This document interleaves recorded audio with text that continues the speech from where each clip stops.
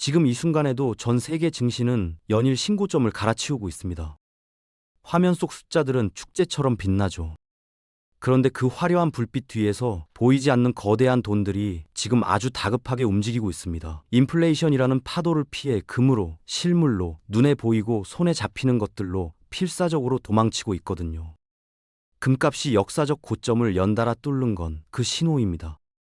그런데 저는 오늘 금 얘기를 하러 온 게 아닙니다. 수십 년째 철저히 짓눌려 있다가 지금 이 순간 대폭발 직전까지 에너지를 응축하고 있는 시장, 바로 은 이야기를 해야 합니다. 4월 1일, 그날을 기점으로 서방 금융 권력과 아시아 실물 자본의 정면 충돌이 시작됩니다.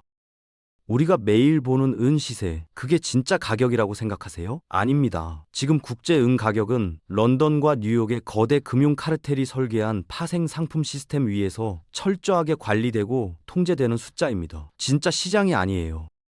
실제 창고에 은이 단 하나 온스밖에 없어도 이 세력들은 모니터 위에서 수백 온스짜리 선물 계약과 ETF 증서를 아무렇지 않게 찍어냅니다. 없는 은을 있는 것처럼 만들어버리는 현대판 연금술이죠. 그리고 이 가짜 종이 은이 진짜 위력을 발휘하는 순간이 있습니다. 태양광 패널 수요가 터지거나 AI 반도체 공급망이 은을 빨아들이거나 투자자들이 실물 인도를 요구하면서 가격이 오르려는 바로 그 순간 세력들은 이 종이 은 폭탄을 시장에 쏟아부어 버립니다. 공급이 갑자기 폭발하는 것처럼 보이게 만들면서 가격 상승의 싹을 완전히 밟아버리는 거죠. 이게 수십 년째 반복되어 온 구조입니다.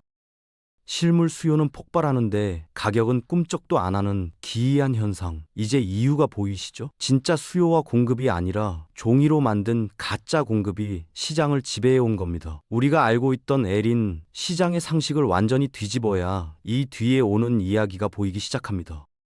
그리고 그 구조가 지금 균열을 일으키고 있습니다. 그렇다면 왜 이 세력들은 이렇게까지 무리해서 은 가격을 짓누르는 걸까요? 단순히 돈을 벌기 위해서가 아닙니다. 이건 생존의 문제입니다. 기축통화 시스템 자체를 지키기 위한 사투예요. 금과 은은 태초부터 진짜 돈이었습니다.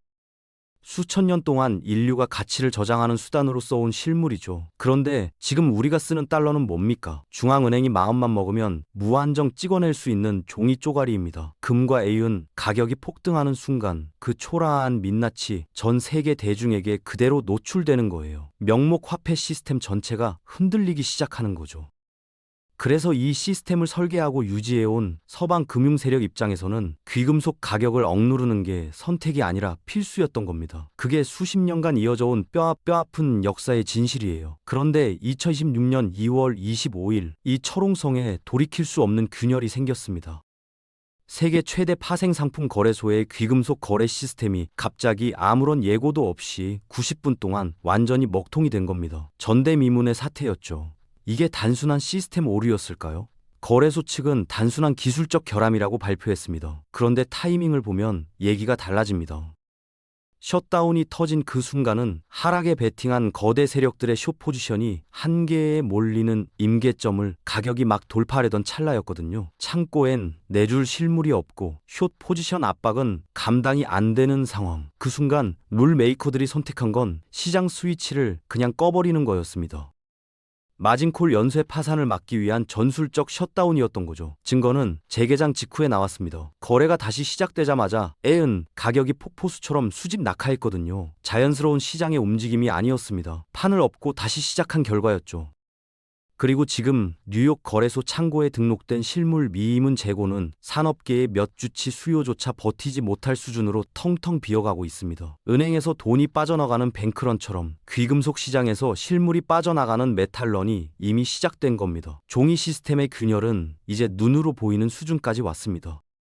서방 금융권이 텅 빈 창고를 앞에 두고 벌벌 떠는 사이 14억 인구의 나라 인도가 움직이기 시작했습니다. 그것도 아주 조용히, 그러나 치명적으로요. 인도는 이번 4월 1일을 기점으로 세계의 뇌관을 동시에 터뜨립니다. 그 첫 번째가 바로 귀금속 가격 결정권에 대한 완전한 독립선언입니다. 지금까지 인도의 모든 귀금속 펀드와 ETF는 자산 가치를 평가할 때 런던과 뉴욕의 가격을 기준으로 삼아왔습니다. 그 조작된 종이 가격을 그대로 받아들였던 거죠. 그런데 4월 1일부터는 그 기준을 완전히 버립니다. 오직 인도 국내 거래소에서 실물이 실제로 오가는 현물 가격만을 유일한 기준으로 삼겠다는 강력한 법안이 시행되는 겁니다. 이게 왜 폭탄이냐고요? 인도는 전 세계에서 금과 은을 가장 많이 소비하는 나라 중 하나입니다. 그 거대한 시장이 런던과 뉴욕의 가격을 무시하겠다고 선언하는 순간 종이 파생 시스템의 가격 통제력은 뿌리째 흔들립니다. 이건 단순한 제도 변경이 아닙니다. 수십 년간 이어져 온 서방 금융 질서에 대한 정면 도전이자 실물 시장 재편의 서막입니다. 인도의 두 번째 뇌관은 첫 번째보다 훨씬 더 무섭습니다. 수천 년 동안 인도인들의 집 깊숙한 곳, 사원 지하, 가문 대대로 내려오는 금고 안에 잠들어 있던 수만 톤의 실물 은, 이 잠든 자산이 이번 4월 1일부터 공식 대출 담보물로 인정받게 됩니다. 은행에 은을 가져가면 즉시 현금으로 교환할 수 있는 국가 공인화폐의 지위를 얻게 되는 거예요. 이 순간부터 은은 단순한 귀금속이 아닙니다. 신용을 만들어내는 수단이 됩니다. 14억 인구의 어마어마한 잉여 자본이 신용 창출을 위해 실물 은 시장으로 몰려들기 시작하는 거죠. 수요의 규모가 상상을 초월합니다. 그리고 세 번째 뇌관. 그동안 주식과 채권에만 묶여있던 인도의 수백조 원대 대형 펀드들이 자산의 최대 35%까지 실물 귀금속에 투자할 수 있도록 규제가 풀렸습니다. 거품이 낀 주식시장에서 빠져나온 이 스마트 머니 중 단 1%만 실물 은 시장에 유입되어도 그 충격은 호수 한가운데 항공모함이 떨어지는 것과 같습니다. 좁디 좁은 실물은 시장이 그 충격을 감당할 수 있을까요? 가격이 어디로 튈지는 불보듯 뻔합니다. 이 장면 어디서 본 것 같지 않으세요? 1960년대로 거슬러 올라가 봅시다. 당시 유럽의 한 국가가 미국 달러 시스템을 향해 선전포고를 날립니다. 우리가 가진 달러를 전부 진짜 실물금으로 바꿔달라고 요구한 거예요. 미국은 당연히 거절할 수 없었습니다. 브레턴 우즈 체제가 달러와 금을 교환해주겠다고 약속한 시스템이었으니까요. 그 요구 하나가 도미노를 쓰러뜨렸습니다.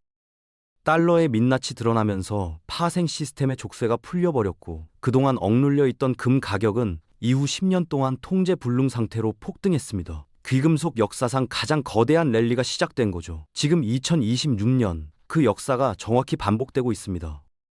단 한 나라가 아니라 14억 인구를 가진 거대 국가 인도가 서방의 종이 금고를 향해 진짜 실물을 내놔라라고 진격하고 있는 겁니다. 규모도 파급력도 1960년대와는 비교가 안 됩니다. 우리는 지금 거대한 부의 대이동이 시작되는 출발선 위에 서 있습니다. 이 흐름에 올라탈 것인지 뒤에서 구경만 할 것인지 그 선택의 시간이 다가오고 있습니다. 그럼 이제 가격이 오를 거라는 걸 알았으니 은 ETF라도 사두면 되는 거 아닐까요? 여기서 아주 중요한 경고를 드려야 합니다. 종이 은 ETF는 이번 폭등장에서 오히려 가장 위험한 선택이 될 수 있습니다. 4월 1일 이후 아시아 자본이 실물 은을 싹쓸이하면서 런던과 뉴욕 창고가 바닥을 드러내는 순간 거래소는 디폴트를 선언하게 됩니다. 그때 여러분의 증권 계좌에 들어있는 종이 은 ETF는 어떻게 될까요? ETF 투자 설명서 구석에는 운용사들이 교묘하게 숨겨둔 조항이 하나 있습니다. 불가항력 상황 발생 시 현금으로 강제 청산한다는 독소 조항이에요. 실물이 고갈되는 순간 운용사는 거래를 일방적으로 멈추고 가격이 10배, 20배 치솟기 직전 자신들이 억눌러 놓았던 그 헐값을 기준으로 여러분의 자산을 현금으로 강제 전환해버립니다. 밖에서는 실물을 쥔 사람들의 부의 축제가 열리는데 종이 증서를 쥔 사람들은 인플레이션에 녹아내린 현금 쪼가리만 받아들고 멍하니 서 있게 되는 거죠. 내 손에 직접 쥐어지지 않은 자산은 결코 내 것이 아닙니다. 그렇다면 실물은 어떻게 사야 할까요? 목적과 자본 규모에 맞지 않는 은을 사면 오히려 독이 됩니다. 크게 세 가지 선택지가 있어요. 큰 자금으로 묵직한 베이스 캠프를 치고 싶다면 1kg 단위 주조형 실버바가 답입니다. 가공비 거품이 없어서 같은 돈으로 가장 많은 은을 확보할 수 있거든요. 단 쪼개서 팔 수가 없고 나중에 제값을 받으려면 반드시 국가 공인 마크가 찍힌 대형 정련소의 순도 99.99% 제품이어야 합니다. 극한의 가성비를 원한다면 산업용은 알갱이, 그래듈을 주목하세요. 가공비가 사실상 0에 수렴하고 원하는 만큼 소분해서 팔 수도 있습니다.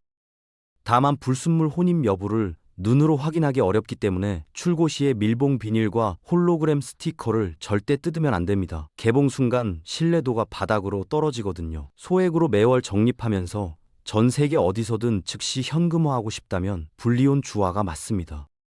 미국이나 캐나다 조폐국이 보증하는 절대화폐라 복잡한 진위 검사 없이 거래됩니다. 초기 프리미엄이 비싸다는 단점은 세계 5대 주화를 튜브나 박스 단위로 대량 구매해서 단가를 낮추는 방식으로 극복하세요. 실물 은을 살 때 발생하는 10% 부가세와 딜러 마진, 이 페널티를 피하고 싶다면 중고 직거래 시장을 적극 활용하세요. 단, 텅스텐 가짜 은의 위험이 있으니 네오디뮴 자석 테스트나 음향 감별 앱으로 반드시 검증해야 합니다. 보관할 때는 맨손 절대 금지, 장갑 착용에 진공 밀봉, 제습제는 필수입니다. 종이화폐 시스템의 한계는 이제 명확해졌습니다. 클릭 한 번에 휴지 조각이 될 수 있는 디지털 숫자 대신 역사상 단 한 번도 가치를 잃은 적 없는 실물 자산으로 방어벽을 세워야 할 때입니다. 쓰나미는 예고 없이 오지 않습니다. 오늘 이 구조적 진실을 주변에 공유하고 소중한 자산을 지켜내시길 바랍니다. 오늘 준비한 영상은 여기까지입니다. 긴 시간 끝까지 시청해주셔서 진심으로 감사합니다.